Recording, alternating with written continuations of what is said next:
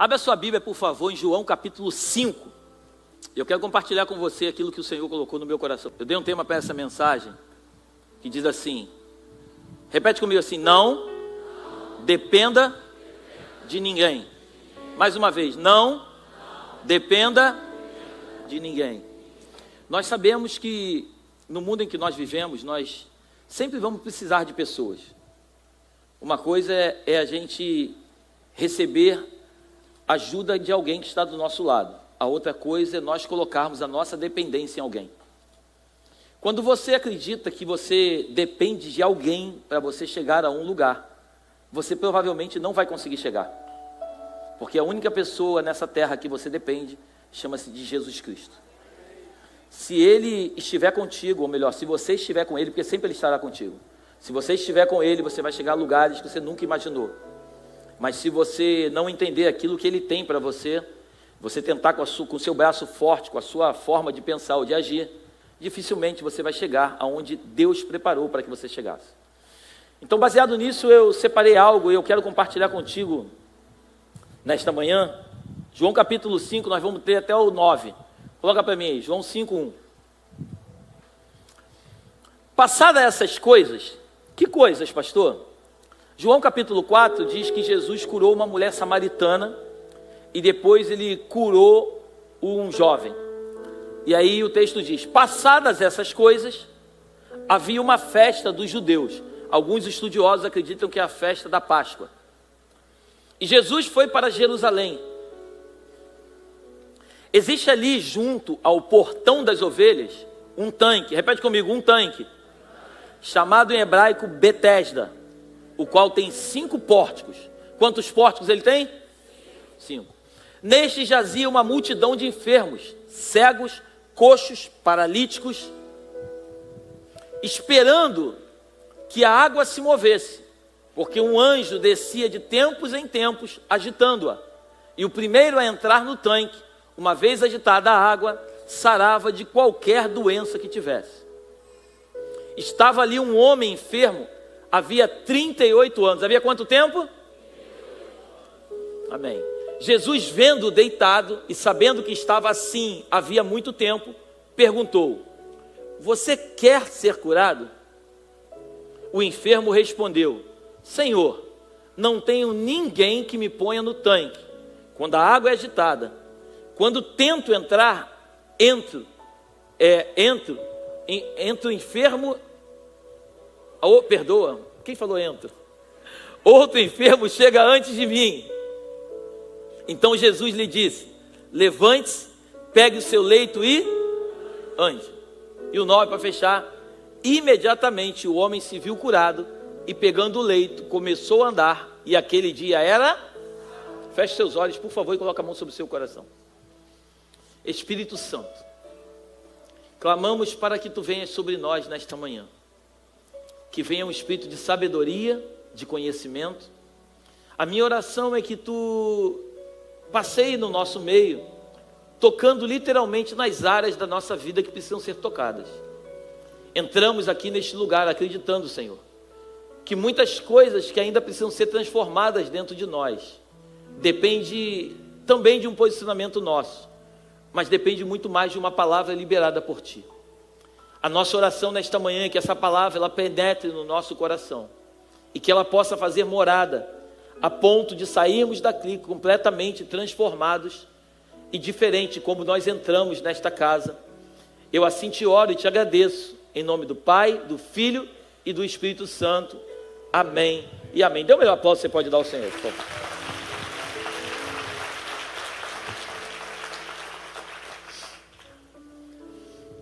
Eu queria que você tentasse imaginar a cena. Um tanque. A Bíblia diz que ele tinha quantos pórticos? 5 pórticos. Um tanque, vários enfermos, um homem paralítico que estava ali há 38 anos. E diz a história que quando a água ela era movida por um anjo de tempo em tempo, se você ler com calma, você vai ver que... Coloca no versículo 3 para mim lá. 4. O versículo 4, se você reparar, está entre parênteses. Por quê? Essa é uma parte do versículo que alguns estudiosos, alguns teólogos, acreditam que esse texto, essa parte aqui, foi colocada depois de um tempo. Por quê?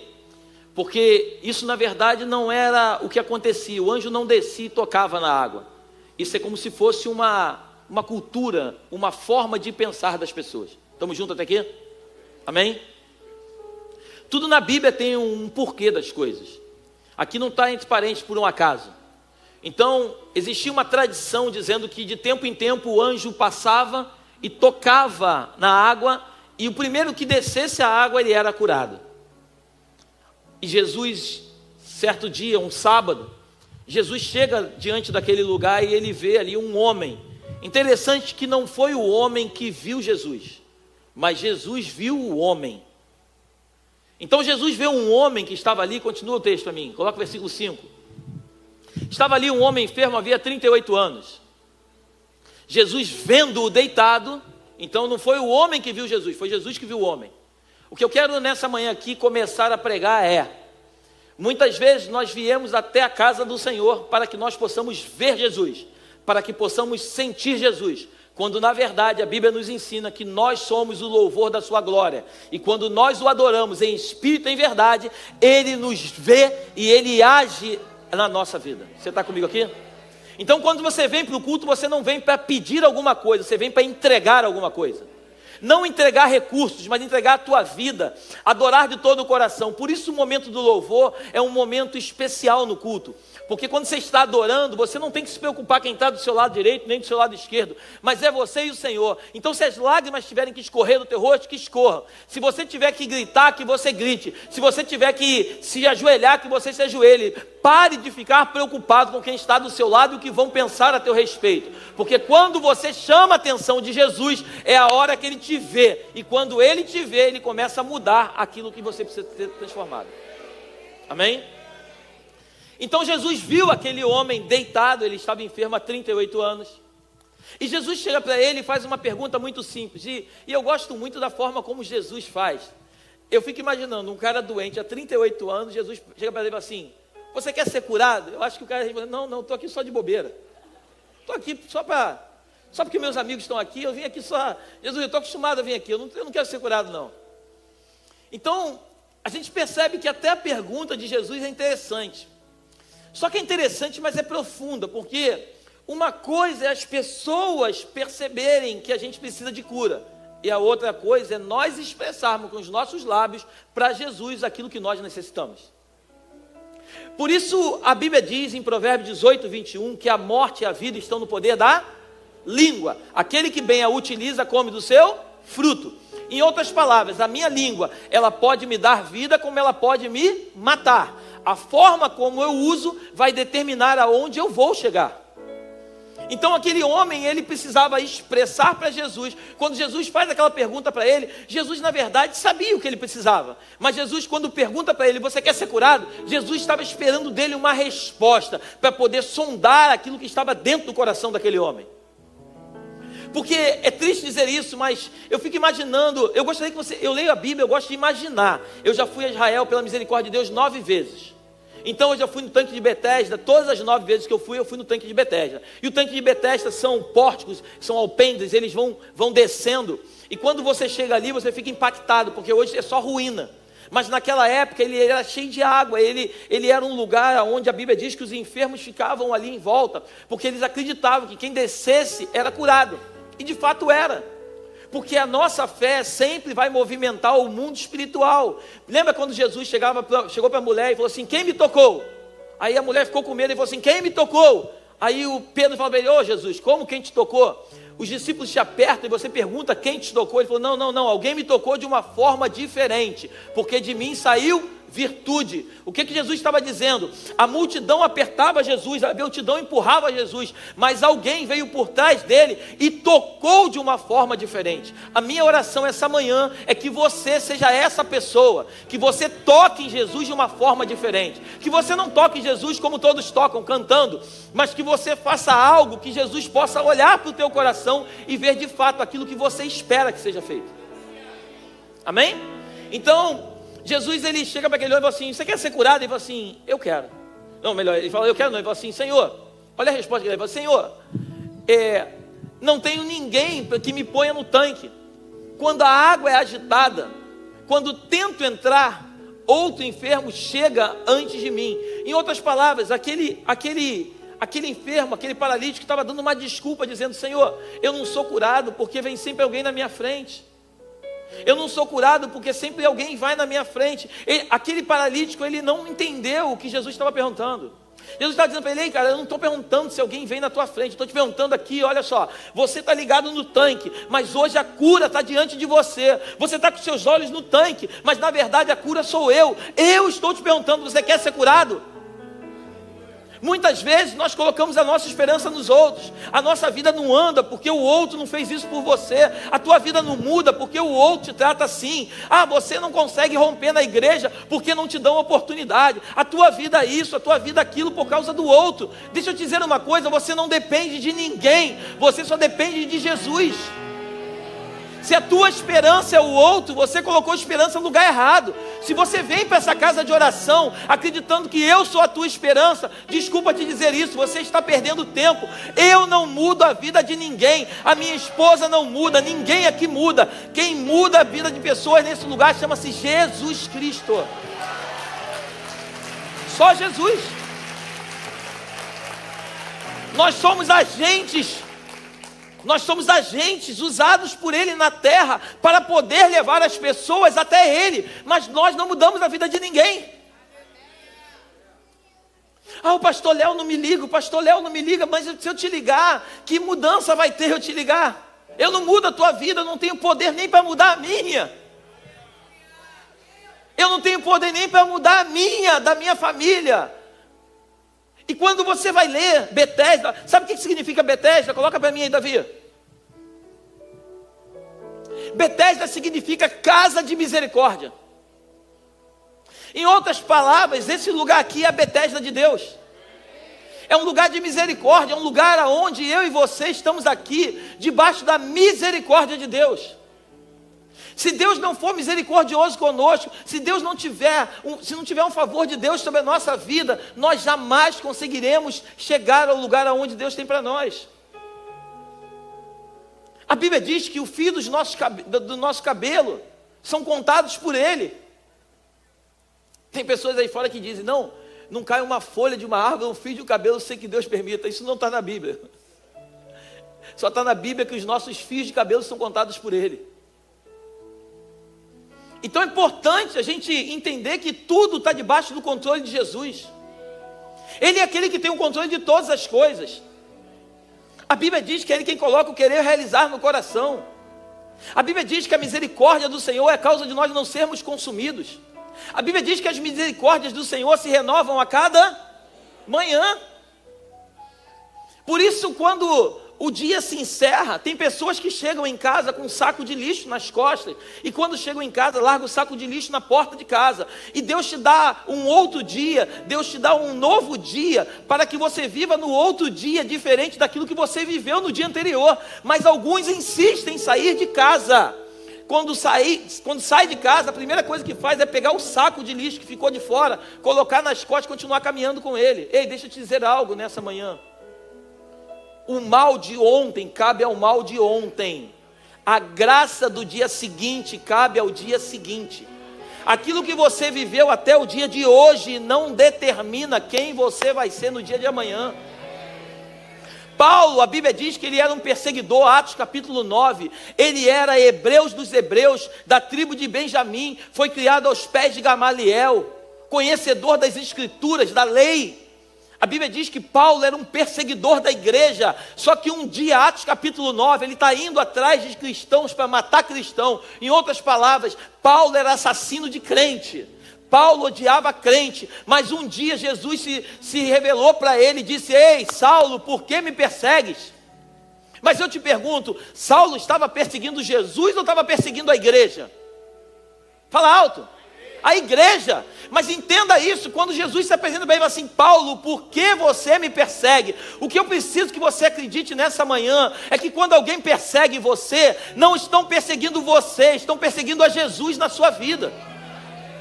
Você é um agente de transformação de ambiente. Só existe uma forma do diabo te destruir, é quando ele lança dardos inflamados na tua mente e você não sabe quem você é. Quando você não sabe quem você é levado para qualquer lugar. Por isso a gente vê pessoas criadas em famílias estruturadas, mas daqui a pouco elas estão indo para um caminho do mal. Por quê? Porque elas não tiveram uma identidade definida. Por isso minha esposa, quando estava orando, minha esposa orou pelos pais, dizendo para que os pais possam ensinar aos seus filhos o caminho que devem andar. Provérbio 22:6, instrui a criança no caminho que deve andar, e quando ficar velho não se desviará dele.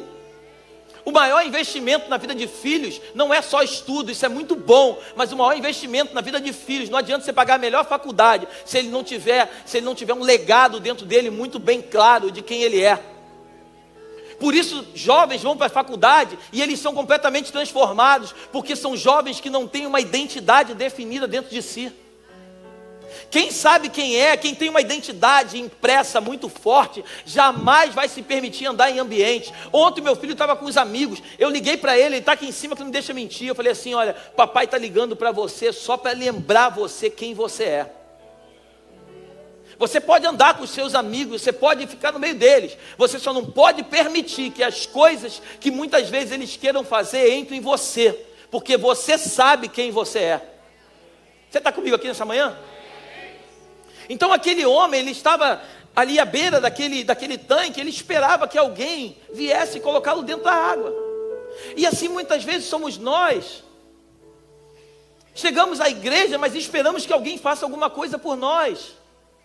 Você não precisa que ninguém faça nada por você. Deus te trouxe a esse lugar para poder falar contigo, para poder ministrar o teu coração, que você seja transformado pelo poder da glória de Deus. Que você não seja seduzido por palavras bonitas que saem desse altar, mas que o poder de Deus, a Bíblia fala em Romanos capítulo 1, versículo 16, o Evangelho é poder de Deus. Eu não me envergonho do Evangelho. O Evangelho, quando ele entra na vida de uma pessoa, ele transforma qualquer pessoa. Então aquele homem, Jesus se apresenta para ele e fala assim, ei, você quer ser curado? Aí ele começa, não, mas o tanque, Jesus, não, deixa eu te falar uma coisa, cara. Você está preocupado com o tanque, mas a cura está diante de você. Enquanto você continuar olhando para o tanque, a cura não vai chegar à sua vida. Enquanto os teus olhos ficarem fitos no teu problema, a solução não vai chegar. Tem pessoas que estão tão focadas nos seus problemas que não conseguem ver a solução. A solução muitas vezes Jesus bate na porta, fala assim, ei, eu estou aqui com a solução. Não, mas eu não quero, eu estou focado no meu problema. O teu problema, ele só vai ser solucionado se você entender de fato quem você é em Jesus e quem Jesus é em você. Eu pergunto para você, você já imaginou alguém criar alguém na terra? Por exemplo, eu tenho 3 filhos. Imagina eu desejar para os meus filhos, olha, você vai crescer e você vai ser um menino endividado, você vai andar em dívidas, você vai ser infeliz, você vai ter depressão. Você imagina isso, um pai para um filho, sim ou não? E por que você acredita que o lugar que muitas vezes você se encontra é o lugar que Deus escolheu para você? Por que você insiste em acreditar nisso? A Bíblia diz que eu, que sou um pai mau, desejo o melhor para os meus filhos. Imagine o Senhor, que é o Pai dos pais, o Rei dos reis, Senhor dos senhores. O que Ele não vai desejar para você e para mim? Ah, pastor, então por que eu estou vivendo essa vida? Por causa de escolhas suas, decisões erradas que você tomou. Jesus muitas vezes talvez tenha se apresentado para você dizendo, ei, eu estou aqui diante de você para dizer para você qual é o caminho, mas você está insistindo em andar por outro caminho. Por isso, quando ele se apresenta em João 14, versículo 6, ele diz, ei, eu sou o caminho, o artigo definido, eu sou a verdade, eu sou a vida. Jesus, ele não é um caminho, ele é o caminho. Só existe um caminho, não existem 2 caminhos. Você precisa entender isso nessa manhã.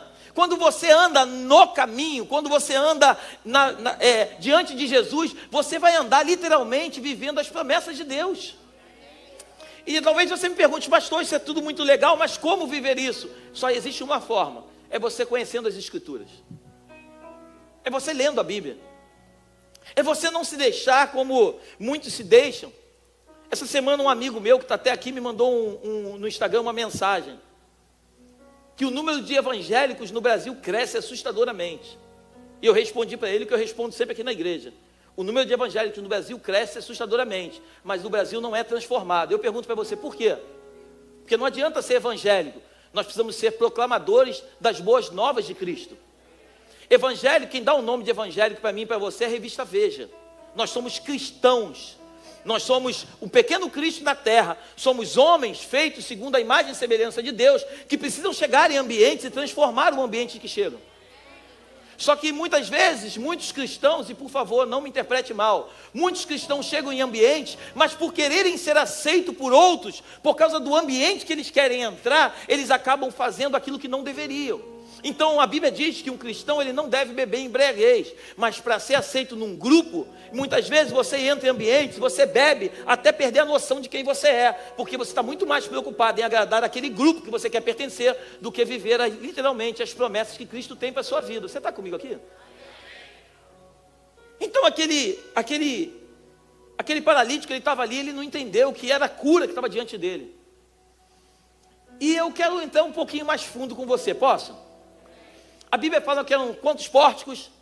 5. Quando a Bíblia fala de 5 pórticos, a Bíblia está falando de 5 ministérios. Eu escrevi algo aqui que eu quero compartilhar contigo. A igreja não é um museu dos santos, é um hospital de pecadores. Quem permanece à beira do tanque ainda crê que Deus pode fazer. Você crê que Deus pode fazer? Coloca para mim em Efésios capítulo 4, versículo 11, Davi. Paulo escrevendo aos Efésios diz assim: e ele mesmo concedeu uns para apóstolos, outros para profetas, outros para evangelistas, outros para pastores e outros, e não botou outro, e mestres. Então está falando dos 5 ministérios, só 11. E eu anotei aqui, o apóstolo, o pórtico da estrutura, preste atenção nisso. O apóstolo é o pórtico da estrutura, dá fundamento, governo, direção espiritual, ajuda o povo a permanecer firme quando tudo balança. O apóstolo é aquele que tem um comando. O apóstolo no dedo, se eu puder falar que é esse pequenininho aqui, porque ele toca em todos eles. O apóstolo é aquele que dá governo, é aquele que dá direção. O profeta não é aquele que fica dizendo, eis que te digo, eis que te conto. Você está comigo aqui? Muitas vezes tem pessoas, meninas na fé, que ficam atrás de profetas. Quando você precisa de uma direção de Deus, se necessário for, Deus pega um profeta e leva até você, para te revelar algo que ele precisa falar ao teu coração, para que você possa mudar a tua forma de viver. Então o profeta não é aquele que te diz que eis que te digo, eis que te conto. O profeta é o profético da revelação, desperta o povo e aponta o que Deus está prestes a fazer. O profeta normalmente ele vai te revelar aquilo que Deus já te revelou antes. É a voz que diz, as águas estão se movendo. O profeta é aquele que sempre vai te direcionar para que você possa entrar no lugar aonde Deus tem para você. Só que muitas vezes a gente está com a vida balançada, com as emoções mexidas, e aí a gente pega alguns profetas e aí começa a falar um monte de coisa sobre a nossa vida, e a gente começa a chorar, porque as nossas emoções estão conturbadas, e não tem nada a ver com o Espírito de Deus, mas sim com as nossas emoções. Você está comigo aqui? O evangelista é o pórtico da colheita, são os que chamam os de fora para dentro, trazem os enfermos espirituais para o lugar de cura, para perto do tanque. Os evangelistas e evangelista, e tudo que eu estou falando aqui, os apóstolos, evangelista pode ser qualquer um dentro da igreja. Enquanto você ficar lutando contra os teus problemas, provavelmente você não vai conseguir solução para eles. Mas no dia em que você entender o lugar que Deus te chamou, e talvez o lugar que Deus te chamou seja um evangelista, na hora que você, mesmo vivendo todos os problemas que você vive, mas quando você começar a falar do amor de Cristo, para aqueles que não o conhecem, pode ter certeza que é nesse momento que a cura se apresenta diante de você e diz, ei, larga o tanque, eu estou aqui para mudar a tua história de vida. Eu estou te dizendo isso porque é assim que funciona a Bíblia. Você vai ver homens, você vai ver Paulo perseguido, Paulo açoitado, Paulo vivendo naufrágio, e nem por isso Paulo deixava de pregar o evangelho, porque Paulo sabia que os problemas dele não seriam solucionados quando ele parasse para tentar resolver, mas era continuar caminhando e fazendo a vontade de Deus. Por isso quando Deus chama Abraão, ele diz assim, Abraão, anda na minha presença e ser perfeito. O que Deus está dizendo? Abraão, não para no meio do caminho, continua andando, porque a perfeição ela vai chegando no decorrer da tua caminhada. Quando você anda com Deus, você precisa entender que você não pode parar no meio do caminho. O diabo, a única coisa que ele quer fazer é fazer com que você pare. A Bíblia diz que aonde nós colocarmos a planta do nosso pé, esse lugar será o quê? Abençoado, será tomado como herança, diz a Bíblia. Então, se eu continuo andando, eu continuo fazendo com que o propósito de Deus se cumpra na minha vida. Mas quando eu paro, eu deixo de exercer aquilo que Deus me chamou para fazer. Ah, pastor, mas as coisas estão difíceis. Ninguém disse para você que seria fácil. Coloca para mim João 16:33.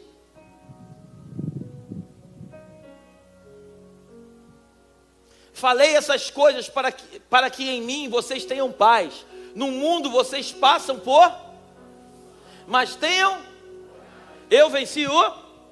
E olha que notícia boa, a Bíblia diz que quando eu aceito, quando eu recebo Jesus como Senhor e Salvador da minha vida, já não são mais dois, mas se tornam uma só carne, uma só pessoa. Então se Ele venceu, eu junto com Ele vencerei junto. Você está comigo aqui? As aflições fazem parte de um processo, mas elas não podem te paralisar. Os pastores, o pórtico do cuidado, consolam, tratam, alimentam as ovelhas. Eles transformam a esperança em esperança. Aconteceu comigo algo incrível na quinta-feira. Eu estava dentro do carro e de repente me ligou um pastor, um amigo, que eu conheci há pouco tempo. Pastor Sebastião, ele é presidente do Conselho de Pastores de Jacarepaguá. Ele me ligou, eu estava numa reunião, não pude atender. Eu falei assim, pastor, daqui a pouco eu te retorno. Eu acabei a reunião, eu liguei para ele, eu falei, oi pastor, tudo bem, a paz? O que eu posso lhe ajudar? Ele falou, não, pastor Léo, na verdade eu te liguei porque eu queria falar contigo. Posso? Eu falei assim, pode. Aí eu falei, o que o senhor deseja? Ele falou assim, não, na verdade, Deus me moveu meu coração simplesmente para te ligar, só para orar por você. Eu parei meu carro, encostei meu carro, e ele começou a orar por mim. Eu comecei a chorar dentro do carro copiosamente. Porque enquanto eu estou me movimentando para cuidar de um monte de pessoas, Deus está usando os seus profetas para entender o recado que Ele tem para a minha vida, para poder me ligar, para poder dizer para mim, filho, mesmo você fazendo o que você está fazendo, tenha certeza que você não está sozinho. Eu estou olhando as tuas lutas, estou olhando as tuas aflições e eu estou contigo em todo momento. Glorifica o Senhor.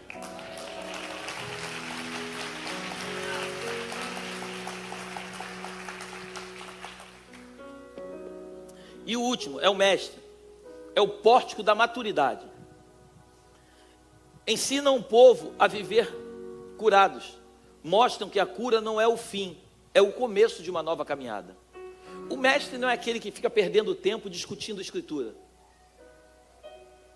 Eu mandei uma mensagem esses dias para um amigo, de um rapaz sentado com violão. Não sei se alguém já viu esse vídeo.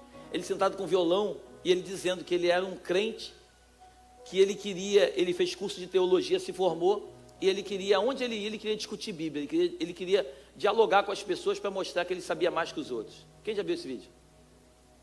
Ali. E ele queria mostrar que conhecia mais que os outros. E ele começa a falar, relatar, dizendo que ele percebeu que ele estava deixando de ser um cristão para se transformar num teólogo. Ele percebeu que ele, ao invés de ganhar pessoas para Jesus, ele estava repudiando essas pessoas e levando elas para um outro lugar. Até que um dia ele entrou numa igreja, ele conheceu um pastor, e o pastor chamou ele para conversar e falou, fulano, você é um menino muito inteligente, eu percebo que você tem uma graça na sua vida, mas enquanto você continuar fazendo o que você está fazendo, você, ao invés de trazer pessoas para o reino, você está jogando as pessoas para fora do reino. Então as pessoas precisam ver em você o amor, e não a teologia e o conhecimento, porque o amor, ele é muito maior do que qualquer tipo de teologia. Ele falou que aquela palavra entrou como uma flecha no coração dele, e ali ele entendeu que tudo que ele conhecia não se resumia a nada, e que ele precisava amar pessoas. E aí ele começou a mudar a forma dele de agir, e ele começou a trazer pessoas para dentro da igreja, que até então ele jogava para fora. E o mestre é assim, o mestre é aquele que conhece muitas escrituras, mas não conhece para ficar batendo com os outros, quem conhece mais ou quem conhece menos. O mestre é aquele que conhece para fazer com que os outros aprendam a forma como deve se viver, e não ficar debatendo teologia, quem conhece mais. O que você é? Pré-tribulacionista, pós-tribulacionista? Deixa eu dizer uma coisa, todos nós vamos para o céu. Se você é pré, se você é pós, se você é meso, isso pouco importa. O que importa é que todos nós vamos morar no mesmo lugar. A tua teologia você guarda para você. Aprenda a amar pessoas, aprenda a cuidar de pessoas, aprenda a apresentar pessoas que estão à beira do tanque, que simplesmente estão precisando de uma cura. Aprenda a levar essas pessoas até o encontro de Jesus e mostrar para elas que muito mais do que esperar a movimentação das águas, é fazer com que o Senhor desça diante delas e que o próprio Senhor toque na vida dessas pessoas e elas sejam curadas. Amém? Os 5 ministérios são os braços da graça de Deus estendidos sobre o seu povo. São os 5 ministérios. Betesda se tornam, sem os 5 ministérios Betesda, o tanque se torna seco. Os 5 ministérios, toda igreja precisa de 5 ministérios. Precisa do apóstolo, do profeta, do evangelista, do mestre e do pastor. Todo ministério precisa toda igreja precisa dos 5 ministérios. Porque de nada adianta uma igreja ter somente o ministério e não ter os outros. Eles se completam. Ninguém é maior do que ninguém. Os 5 fazem parte de um processo. Você está comigo aqui? Então, quando se fala dos 5 pórticos, nós precisamos entender que Deus vai levantar pessoas que vão conhecer muito de Bíblia. Deus vai levantar profetas. E eu costumo falar aqui na igreja, eu não quero profeta aqui, eu acredito em profeta, mas eu não quero profeta aqui que fica profetizando na vida de um de outro. Eu quero profeta aqui que receba de Deus a instrução do céu e que fale: pastor, eu preciso falar contigo. Deus falou comigo e me entregou isso, isso e isso. Faz sentido? É esses profetas que edificam a igreja. Não é sair por aí entregando um monte de profecia para um e para outro, para que as pessoas digam que você é profeta. Porque no fundo, sem que você perceba, você está acabando fazendo que as pessoas comecem a colocar a esperança delas diante de você e não diante de Cristo. Tem muitas pessoas que hoje andam atrás de profetas e esquecem de fato que aquele que é a verdadeira cura se apresentou diante de você. E estão olhando para o tanque, para a movimentação das águas. Você está comigo aqui? O nosso propósito na terra é fazer com que as pessoas conheçam a Cristo e não nos conheçam. Não importa quem somos, o que importa é que Cristo habita em nós. E o Cristo que habita em nós quer habitar na vida deles também. Esse é o propósito. É você entender que você não precisa de um tablado para pegar a palavra de Deus. Você simplesmente precisa chegar em ambientes e transformar os ambientes que você chega. Glorifica o Senhor. Eu escrevi aqui: antes em Betesda o mover era esporádico. Lembra que nós lemos? O anjo, coloca lá, Davi. Versículo 4. João 5,4. Esperando que as águas se movessem, porque um anjo descia de tempos em... Então é de tempo em tempo, era esporádico. Então em Betesda o mover era esporádico. Mas agora, na Belém, eu creio que o mover é permanente. Não é esporádico. Por que é permanente, pastor? Porque a Bíblia diz que o Espírito Santo habita dentro de nós. Então, se nós fizermos com que esse Espírito Santo que habita dentro de nós se mover dentro de nós de uma forma poderosa, as pessoas que chegarem aqui, se você crer no teu coração, que você orar pelo enfermo, profetizar, não que você tem poder, mas o poder que está sobre você, que é o poder que vem de Cristo, vai curar essa pessoa. Você crê nisso ou não? Eu falei para vocês, eu fui numa conferência em São Paulo, ninguém me contou, eu vi com esses olhos que papai me deu. Eu vi cadeirante levantando da cadeira de roda. Eu vi cego voltando a enxergar, eu vi surdo voltando a ouvir. Como que aconteceu isso, pastor? Por causa de fé. Pessoas que acreditavam, que foram para lá, porque o Randy Clark é um homem muito usado por Deus, ele e o Bill Johnson em poder, em cura. Então as pessoas, eu vi um homem que saiu da sua casa de carro com problema, estava há 8 anos numa cadeira de roda, foi lá, ele acreditou no seu interior, que se aquele homem orasse por ele, seria curado, e isso aconteceu. Então a fé daquele homem cadeirante fez com que ele se levantasse, não foi somente a oração do Bill Johnson e do Randy Clark. Então muito mais do que quem vai fazer é a fé que você carrega no teu coração. Se você tirar a tua esperança das águas que se movem e colocar a tua esperança no Cristo que morreu há 2000 anos atrás e ressuscitou, eu garanto para você que você vai ser curado de toda enfermidade que existe sobre a tua vida. Você crê nisso? Eu já estou indo para o fim. Muitos continuam deitados esperando, presos à espera, dizendo: ninguém me ajuda, ninguém me leva até lá. Mas Jesus está dizendo: não precisa que alguém te leve, eu vim até você. Eu vim nessa manhã como profeta de Deus para dizer para você: você não precisa ir até o tanque. Jesus essa manhã veio até a Belém para tocar na sua vida. Você crê nisso? Mas eu não quero mexer com a tua emoção, eu quero mexer com a tua fé. Você crê, a Bíblia diz, não sou eu, a Bíblia diz que quando 2 ou mais se reúnem no nome dele, ele se faz presente, é o que está escrito na Bíblia. Então nós somos aqui um grupo de mais de 600 pessoas. Então, se 2 ou mais se reúnem, ele está presente, eu fico imaginando um grupo de 600 pessoas reunidas. Você não tem como duvidar se ele está presente, porque ele não vai contra a sua própria palavra. Foi ele quem disse, não fui eu. Então ele está presente. A minha pergunta é: você vai continuar esperando o mover das águas? Ou Jesus está se apresentando para você hoje dizendo: ei, queres ser curado? Pare de dar desculpa. Pare de ficar dizendo que ninguém te ajuda, que ninguém olha para você, que ninguém faz nada por você. Deixa de lado as tuas desculpas e se foca naquilo que Jesus está te perguntando hoje. Queres ser curado? A minha pergunta para você essa manhã é: queres ser curado? Porque se você quer ser curado, Jesus vai curar você nessa manhã. 2013, a nossa vida perfeita, prosperidade financeira, 2 filhos, minha esposa voando no trabalho, eu voando no meu, a vida perfeita. Até que um dia, no almoço, um menininho de 4 aninhos, bota o pé na cadeira, empurra a cadeira para trás, cai com a cabeça no chão. Aí, um barulho tão grande, a esposa ficou desesperada, me liga: Léo, vou levar ele para o médico. Eu falei: o que houve? Ele tomou um tombo, mas foi muito grande. Chega dentro do carro, ele pequenininho, ele tira o cinto de segurança, vai lá na frente assim: mamãe, eu estou com uma coisa aqui na minha cabeça, aqui dentro. Ela: não, filho, você caiu. Não, mamãe, estou com uma coisa aqui dentro da minha cabeça. Minha mulher chega no hospital, fala assim: eu quero um exame, uma imagem. Não, mamãe, já levamos ele aqui no ortopedista, tudo direitinho, não quebrou nada, está tudo bem, está tudo ótimo, pode ir para casa. Não, eu só saio daqui com uma imagem. Fizeram a tal da imagem. Aí eles dizem, eles chamam de achado. Um achado. O achado nada mais, nada menos do que 40% praticamente da caixa craniana, um cisto aracnoide. Um negócio gigante na cabeça do meu filho. A vida voando. Arrancaram o chão, e a gente começou a afundar. Sem fundo. Sabe quando o poço, sabe quem, não precisa levantar a mão, sabe você que está num poço, que você diz assim: cheguei no fim, aí daqui a pouco você vai ver que está indo mais, porque parece que não tem fim o poço. Foi o que aconteceu com a gente. Da noite para o dia, a vida mudou, a vida praticamente acabou. Tudo que você construiu é como se você dissesse: Deus, leva tudo de volta, leva tudo, só me traz Ele. Eu não preciso disso. Você luta para ter as coisas, até o momento que você tem, você percebe que aquilo que você tinha era muito mais importante do que aquilo que você deseja. Eu preciso que você entenda isso nessa manhã. Ter prosperidade é bom, é maravilhoso. Frequentar bons restaurantes, ter um bom carro, uma boa casa, isso é maravilhoso. Mas isso não é tudo. A coisa mais importante que existe na vida de um ser humano chama-se saúde.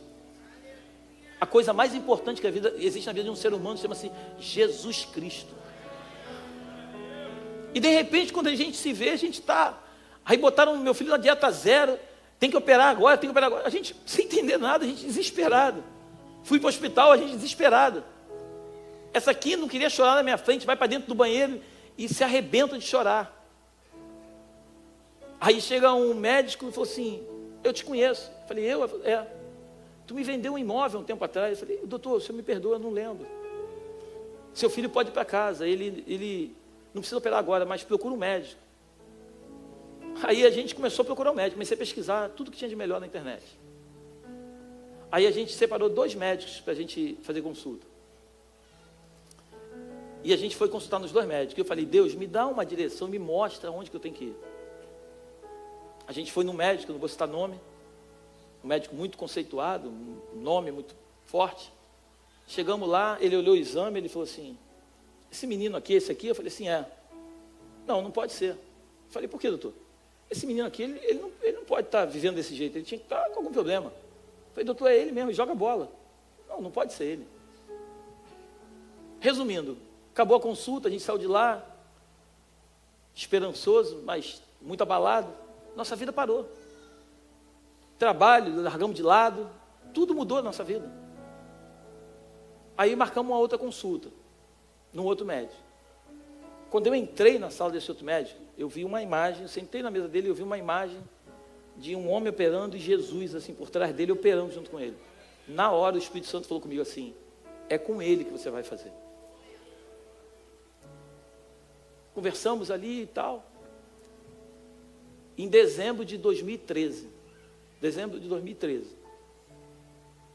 Meu filhinho passou por uma cirurgia e ele colocou uma válvula no cérebro. Hoje ele tem... João, cadê o João? Vem cá. Meu filho hoje tem 16 anos, faz 17 anos. Por que eu estou te contando isso?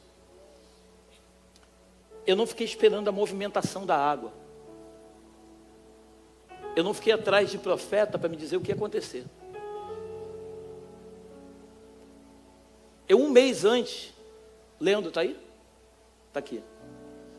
Um mês antes da cirurgia do meu filho, meu amigo, foi comigo para Guatemala, junto com um grupo. Quando nós chegamos na Guatemala, um profeta de Deus, não sabia nada da minha vida. Ele falou assim: Léo, essa doença não é para a morte, essa doença é para a vida. Fique firme que o Senhor é contigo. Sobe aqui, meu príncipe. 17 anos. Ele não gosta que fale isso, mas isso vai ser um profeta, isso vai ser um pastor de ovelhas. Esse menino, ele vai pregar o evangelho, porque Deus me deu uma palavra que ele vai pelo mundo pregar o evangelho. E hoje, para a honra e para a glória do nome de Jesus, o doutor Gabriel está aqui na igreja comigo. Eu gostaria que o senhor ficasse de pé, por favor.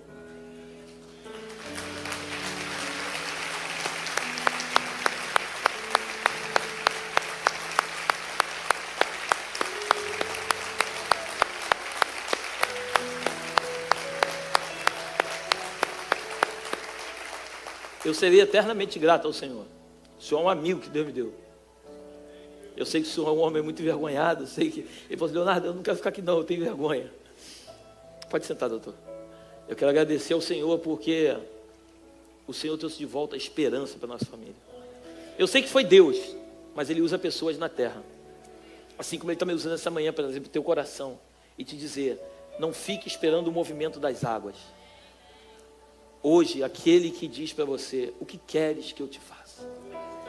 Queres ser curado? Jesus está hoje aqui na Belém. Eu creio nisso. Está hoje na Belém perguntando para você: você quer ser curado? Eu quero agora, nesse momento, eu quero orar junto com você. Quero orar com você. Feche seus olhos. Pai, obrigado por esta manhã. Eu sou eternamente grato a Ti pela vida do meu filho. Obrigado, Deus, porque não era para ele estar aqui, mas o Senhor tem uma promessa sobre a vida dele. Guarda o coração dele, Deus. Guarda a mente dele. Não deixa nunca ele se desviar, Pai, mas que ele permaneça firme em tudo aquilo que o Senhor tem para a vida dele. Eu quero apresentar a vida da Tua igreja agora nas Tuas mãos, Deus. Pessoas que entraram aqui, Senhor, precisando de um milagre. Pessoas que entraram aqui nessa manhã, ou talvez estão nos ouvindo pela internet, que precisam de um milagre. A minha oração, Deus, é que eles não olhem para o tanque, mas que eles fiquem fitos, meu Pai, aquele que de fato é a cura. Aquele que se apresenta para eles hoje e pergunta: queres ser curado? Ajuda-nos como igreja, Jesus. Deixarmos de lado todos os afazeres, deixarmos de lado tudo aquilo que muitas vezes rouba o nosso tempo, rouba a nossa atenção, e que possamos olhar somente para Ti, que é o autor e o consumador da nossa fé. Hoje Jesus te pergunta: queres ser curado? Queres ser curado? Essa é a pergunta que o Senhor está te fazendo hoje. Talvez não seja uma cura no corpo, talvez não seja uma cura em algum dos órgãos, mas talvez seja uma cura na alma.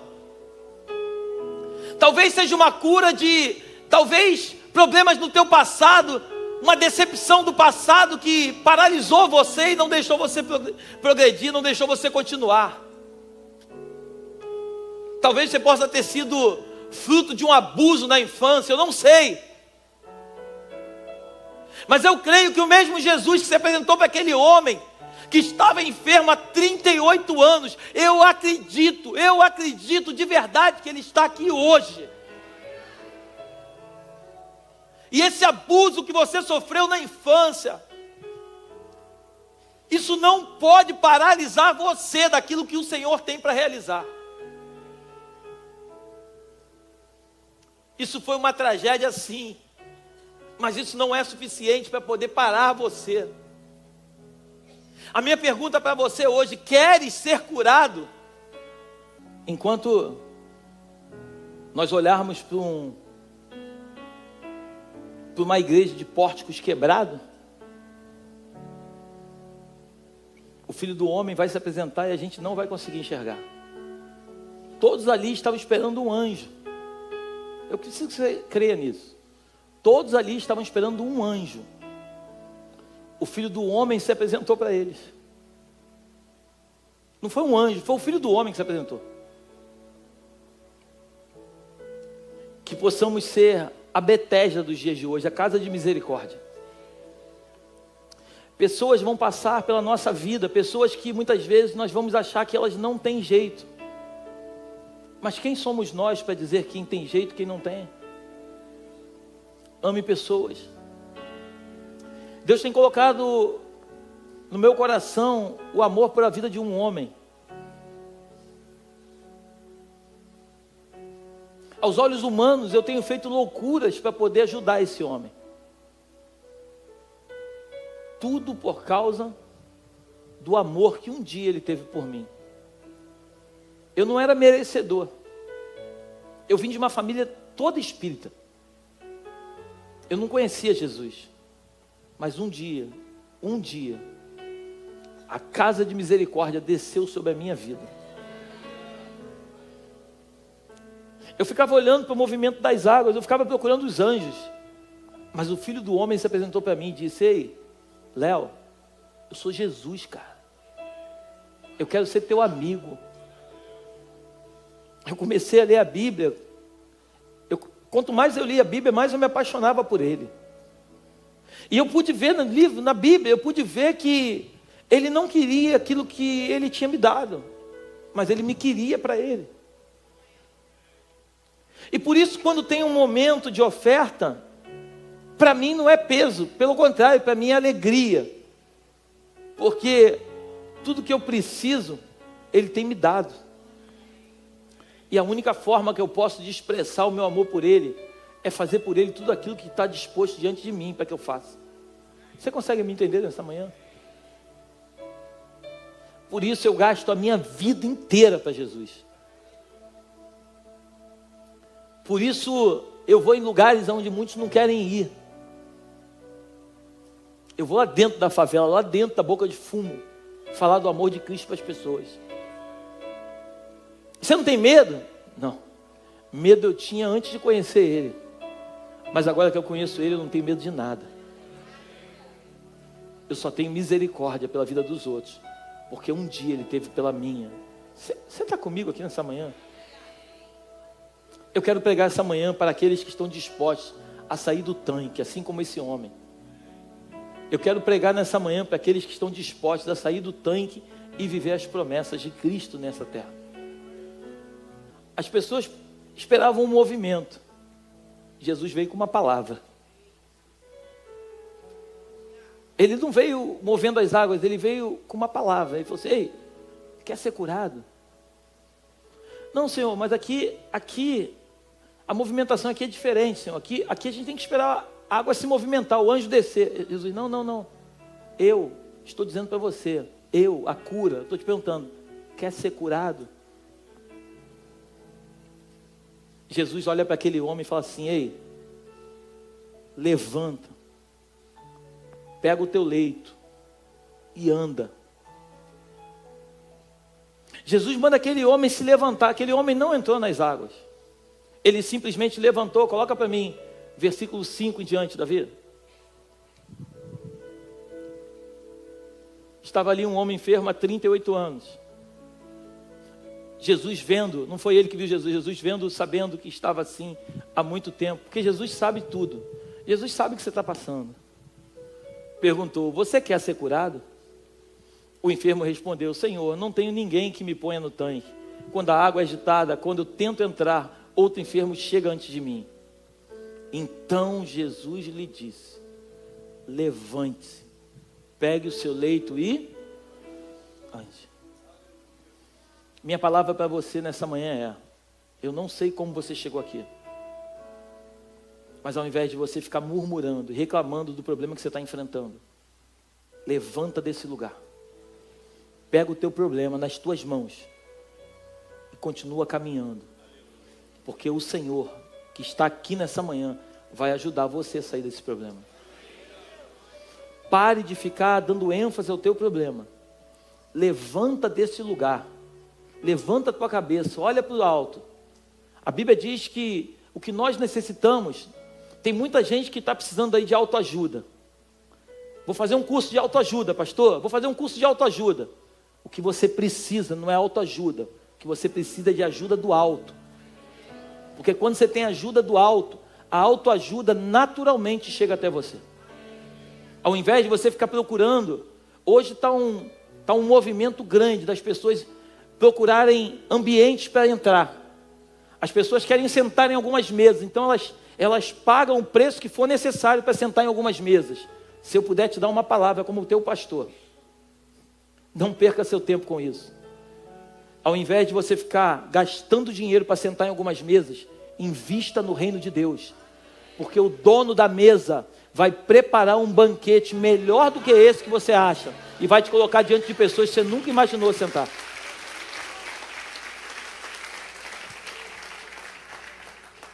Estenda sua mão, por favor, que eu quero orar para te abençoar. Pai, obrigado por esta manhã maravilhosa. Obrigado pela tua doce presença no nosso meio. Te agradeço, meu Deus, por cada uma das pessoas aqui presente. Louvo a Ti pela vida do Marcelo, da dona Miriam, do doutor Gabriel, de todos os amigos meus que estão aqui presentes. Quero Te louvar e Te dizer que nós somos gratos por esse dia.